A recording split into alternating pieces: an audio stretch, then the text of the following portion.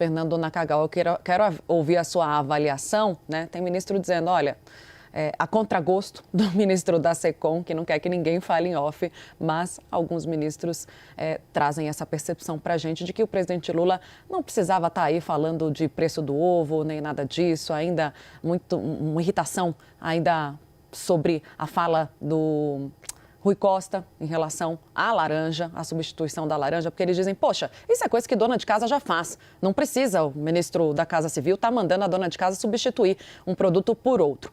Dito isso, Fernando Nakagawa, temos também um apontamento muito interessante que o presidente faz sobre a relação com os Estados Unidos, quando ele diz que vai defender o Brasil dos Estados Unidos depois do tarifaço de Donald Trump. Conta, o que quer dizer defender, Fernando Nakagawa? Alguma mudança na conduta do Brasil em relação a esse assunto? Tainá, boa tarde a você, Clarissa, e também Luísa. Essa frase do presidente Lula, logo no início do discurso, né, que ele começa o discurso a quente, usando a principal notícia da semana, que foi o anúncio ontem de Donald Trump, Lula promete tomar todas as medidas cabíveis para defender as empresas e os trabalhadores do Brasil.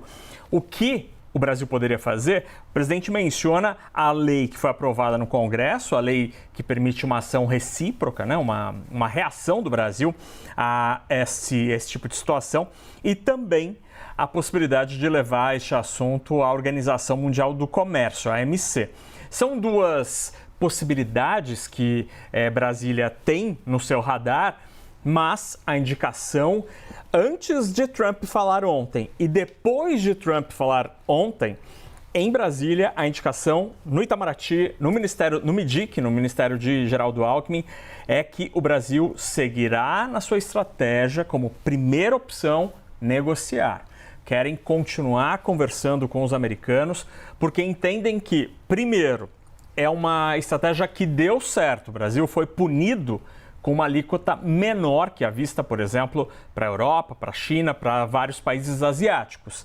E o Brasil, ao fim e ao cabo, teve uma alíquota idêntica à de países que são alinhados ideologicamente a Donald Trump, como é o caso da Argentina. Milei se vangloria de ser próximo de Trump, mas a Argentina terá os mesmos 10% que cairão no colo de Luiz Inácio Lula da Silva, um presidente que tem posicionamento ideológico absolutamente diferente. Então Lula disse, diante da decisão dos Estados Unidos de impor uma sobretaxa aos produtos brasileiros, tomaremos todas as medidas cabíveis para defender as nossas empresas e nossos trabalhadores brasileiros. Aí Lula continua, o Brasil é um país que fala de igual para igual, que respeita todos os países, dos mais pobres aos mais ricos, mas exige reciprocidade no tratamento, defendemos o multilateralismo, o livre comércio e responderemos a qualquer tentativa de impor protecionismo que não cabe mais no mundo de hoje. Então Lula tentando surfar nessa história, porque de fato, Tainá, me parece que do ponto de vista político,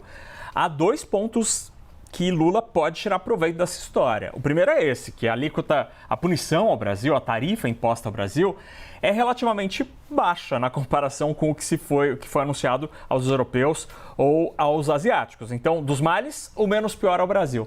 Mas, para além disso, olhando para aqui dentro, o que aconteceu no Congresso Nacional nas últimas 48 horas, a união de oposição, de bolsonaristas, de governo, de centrão, todo mundo votou pela lei da reciprocidade. Está todo mundo na mesma página.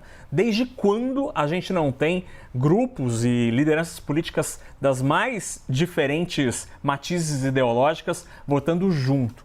Talvez aí seja um ponto de convergência que politicamente o presidente Lula poderia explorar melhor. Ele deu uma pontinha, uma amostra nesta tarde de quinta-feira.